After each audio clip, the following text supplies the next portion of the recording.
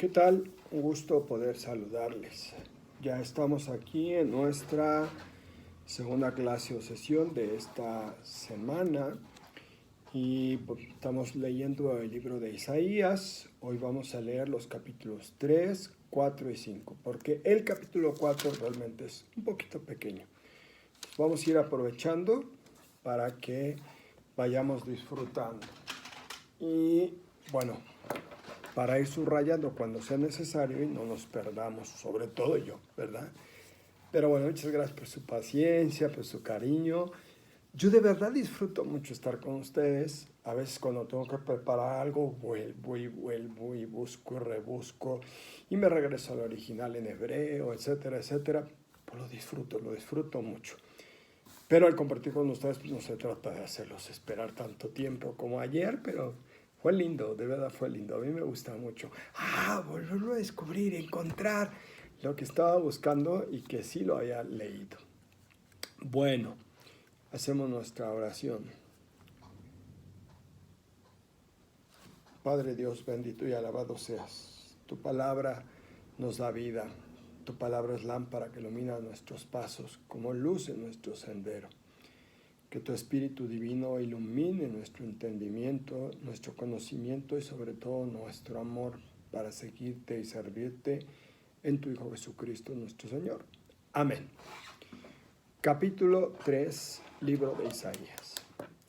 Miren que el Señor Todopoderoso aparta de Jerusalén y de Judá toda clase de sustento, todo sustento de pan, todo sustento de agua, capitán y soldado, juez y profeta, divino y anciano, jefe de batallón y notable, consejero, artesano y mago y experto en encantamientos.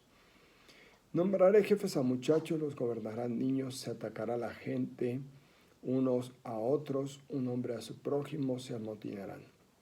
Muchachos contra ancianos, plebeyos contra nobles. Un hombre agarrará a su hermano en la casa paterna y le dirá: tienes sus mantos, es nuestro jefe, toma el mando de esta ruina. El otro protestará ese día: no soy médico y en mi casa no hay pan ni tengo manto. No me nombren jefe del pueblo. Se desmorona Jerusalén, Judá se derrumba porque hablaban y actuaban contra el Señor, revelándose en presencia de su gloria. Su descaro testimonia contra ellos, alardean de sus pecados, como Sodoma no los ocultan. Hay de ellos que se acarrean su desgracia. Dichoso el justo, le irá bien, comerá el fruto de sus acciones. Ay del malvado, le irá mal, le darán la paga de sus obras. Pueblo mío, a quien un niño pequeño lo tiraniza y mujeres lo gobiernan. Pueblo mío, tus guías te extravían, borran el trazado de tus sendas. El Señor se levanta a juzgar, de pie va a sentenciar a su pueblo. El Señor viene a entablar un pleito con los jefes y príncipes de su pueblo. Ustedes han arrasado las viñas, tienen en casa lo robado al pobre. ¿Qué es eso? ¿Con qué derecho aplastan a mi pueblo y pisotean la cara de los pobres? Oráculo del Señor Todopoderoso. Dice el Señor: ¿por qué se envanecen las mujeres de Sión? Andan con el cuello estirado, provocando con la mirada. Caminan con pasos cortos, haciendo sonar las pulseras de los pies. Por eso el Señor cubrirá de sarna la cabeza de las mujeres de Sión. El Señor desnudará sus vergüenzas. Aquel día arrancará el Señor sus adornos, pulseras de los pies, diademas, medias lunas, pendientes, brazaletes, velos, pañuelos, cadenillas, cinturones, frascos de perfume, amuletos, sortijas y anillos de nariz, trajes, mantos, chales, bolsos, vestidos de gasa y de lino, turbantes y mantillas, y tendrán en vez de perfume podredumbre, en vez de cinturón soga, en vez de rizos calvicie, en vez de sedas un sayal, en vez de belleza cicatriz. Tus hombres caerán a espada, tus soldados en la guerra gemirán y harán luto tus puertas. Asolada te sentarás en el suelo. Capítulo 4. Aquel día 7 mujeres agarrarán a un solo hombre diciéndole: comeremos de nuestro pan, nos vestiremos con nuestra ropa. Danos solo tu apellido, quitad nuestra deshonra. Aquel día el retoño del Señor será joya y gloria. y el fruto del país honor y ornamento para los sobrevivientes de Israel, a los que queden en Sión, a los restantes en Jerusalén. Los llamarán santos, los inscritos en Jerusalén entre los vivos. Cuando lave el Señor la suciedad de las mujeres de Sión y limpie la sangre dentro de Jerusalén, con un viento justiciero, con un soplo abrasador, creará el Señor en todo el recinto del monte Sión y su asamblea una nube de día, un humo brillante, un fuego llameante noche. Todo el tabernáculo cubrirán su gloria. De día serán sombra contra el calor, reparo en el aguacero, refugio en la tempestad. Capítulo 5. Voy a cantar en nombre de mi amigo un canto de amor a su viña. Mi amigo tenía una viña en fértil terreno. Removió la tierra, la limpió de piedras y plantó buenas cepas. Construyó en medio una torre y cavó un lagar y esperó que diera uvas. Pero dio frutos agrios. Y ahora, habitantes de Jerusalén, hombres de Judá, por favor, sean ustedes los jueces entre mi viña y yo. ¿Qué más podría hacer por mi viña que yo no lo haya hecho? ¿Por qué, esperando que diera uvas, dio frutos agrios? Y ahora les diré a ustedes lo que voy a hacer con mi viña: quitar su valla para que sirva de pasto, destruir su cerca para que la pisoteen. La dejaré arrasada, no la podarán ni la limpiarán. Crecerán zarzas y cardos, prohibiré a las nubes que lluevan sobre ella. La viña del Señor Todopoderoso es la casa de Israel. Son los hombres de Judá su plantación preferida. Él esperó de ellos derechos y ahí tienen asesinatos. Esperó justicia y ahí tienen lamentos.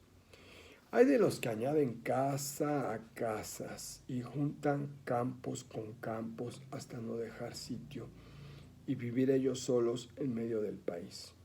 Soy testigo, lo ha jurado el Señor Todopoderoso: sus muchas casas serán arrasadas, sus palacios magníficos quedarán deshabitados. Pastarán corderos como en praderas propias, chivos cebados comerán en sus ruinas.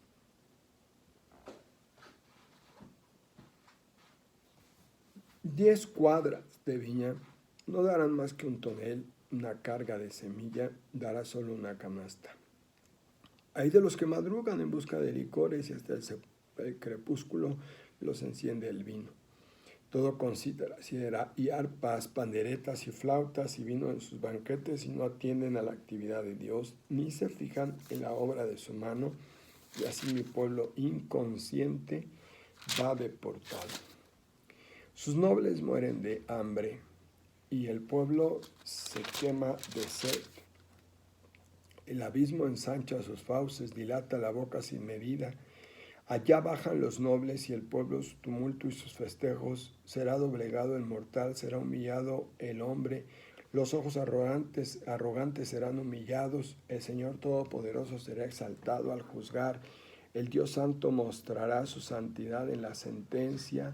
Hay de los que arrastran así la culpa con cuerdas de bueyes y el pecado con sogas de carretas. Los que dicen que se dé prisa, que apresure su obra para que la veamos, que se cumpla enseguida el plan del Santo de Israel, para que lo comprobemos.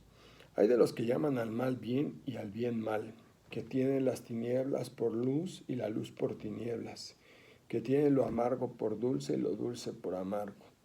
Hay de los que se tienen por sabios y se creen inteligentes. Hay de los valientes para beber vino y campeones para mezclar licores, de los que por soborno absuelven al culpable y niegan justicia al inocente. Por eso, como la lengua de fuego devora al rastrojo y la paja se consume en la llama, su raíz se pudrirá, sus brotes volarán como polvo, porque rechazaron la ley del Señor Todopoderoso y despreciaron la palabra del Santo de Israel. Por eso se enciende la ira del Señor contra su pueblo y extiende la mano para herirlo.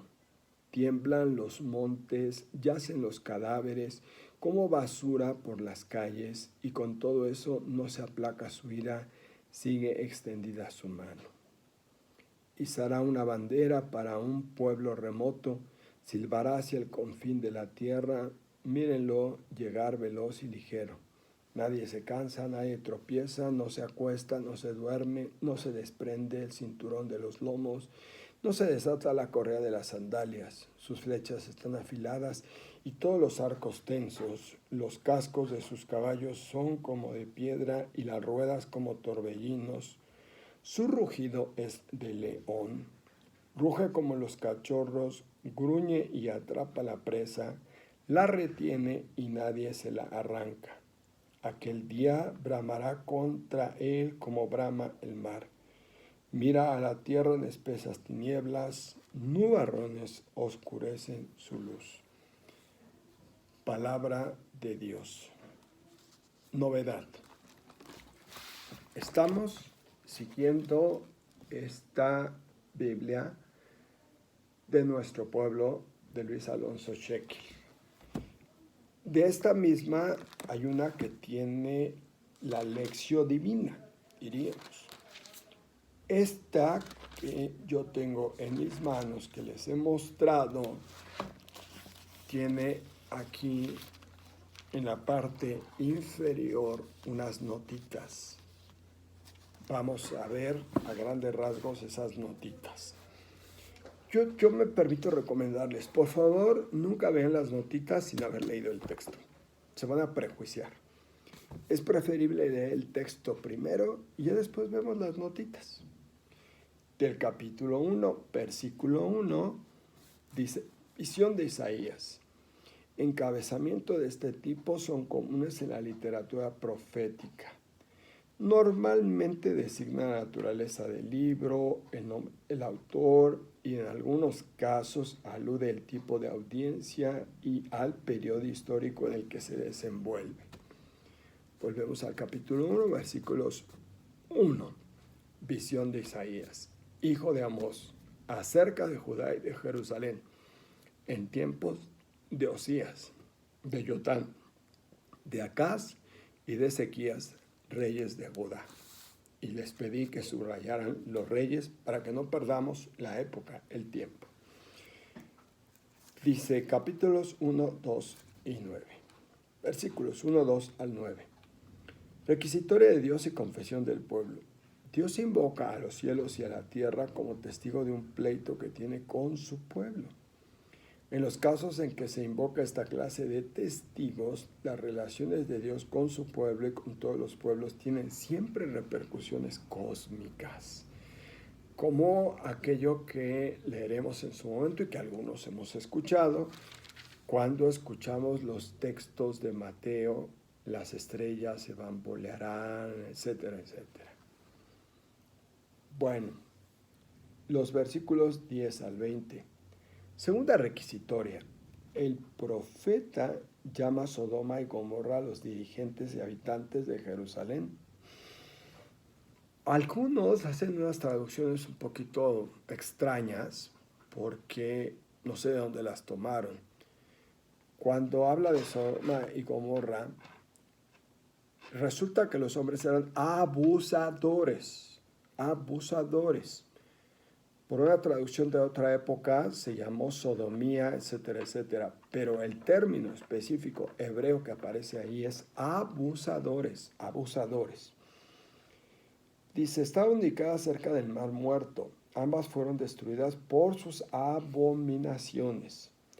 La comparación debió ser muy dolorosa para un pueblo que creía ser muy diferente gracias a su culto y a sus tradiciones religiosas. O sea que resultaron peor que los otros. Versículos 1 del 28. La ciudad infiel. Esta lamentación donde Jerusalén es vista como una prostituta nos recuerda a la predicación de Oseas, un profeta que después vamos a leer. Por eso les digo, no quisiera que leyeran nunca antes estas notas porque se van a prejuiciar al leer. Primero hay que leer los capítulos así en blanco, limpiecitos, sin prejuicios. Versículos 29 al 31. Contra los cultos idolátricos. Los israelitas emprendieron Aprendieron de los caldeos a realizar ciertos ritos y prácticas religiosas debajo de algunos árboles, los cuales nunca fueron bien vistos en la Biblia.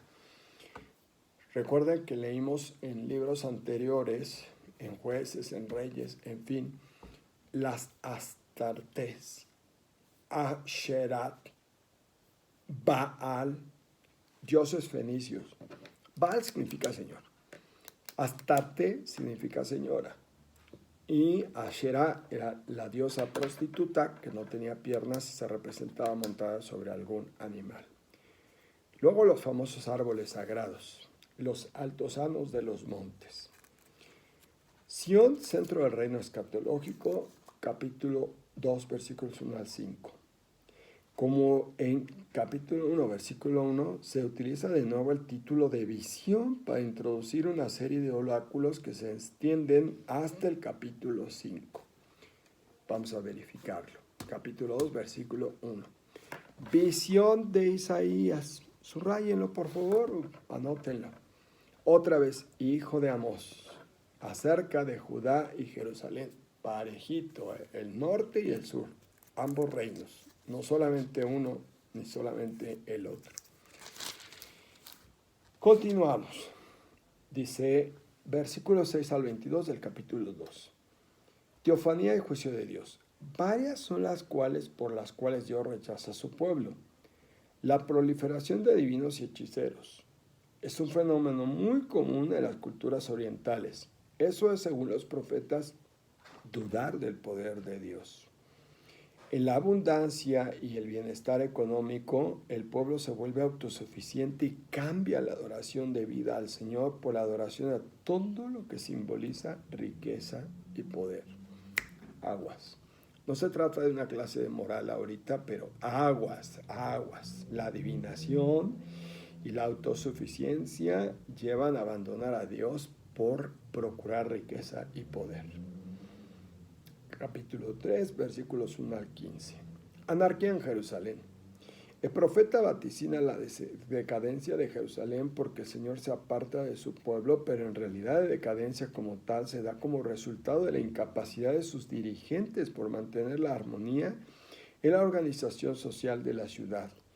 Con mucha frecuencia estas situaciones se atribuyen a un castigo divino, del mismo modo que se le atribuye también la prosperidad como bendición. Recuerde que cuando leímos los libros de los reyes, supimos que hubo un rey que gobernó los 12 años.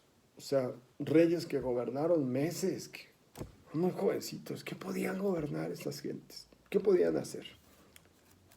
Bueno, ahora vamos con el capítulo 3, versículos 16 al 26.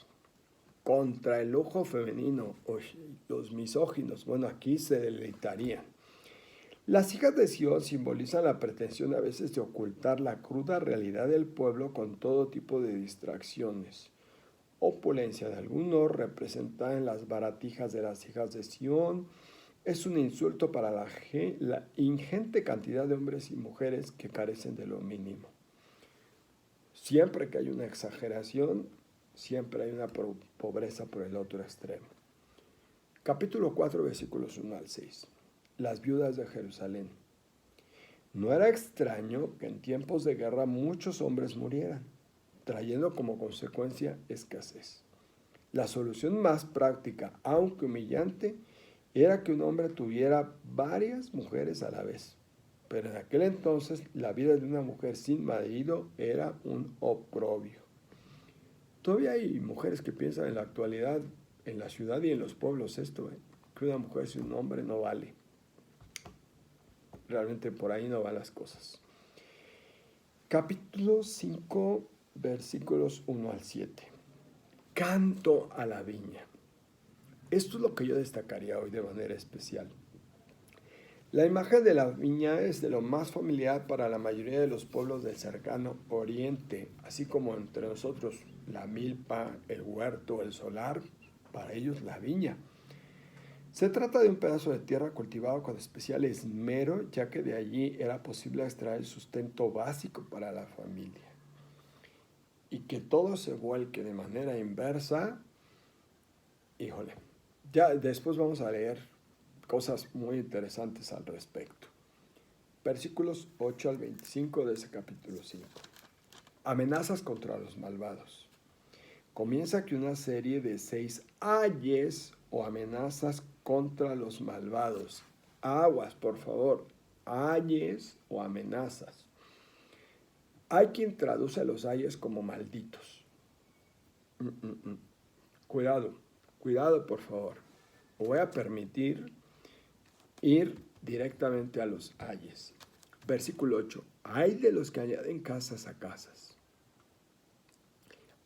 Versículo 11. Ay de los que madrugan en busca de licores y hasta el crepúsculo los enciende el vino. Los ayes son amenazas, no son maldiciones. Como advertencias, vaya, te lo dije, te lo advierto. Bueno, versículos 26 al 30.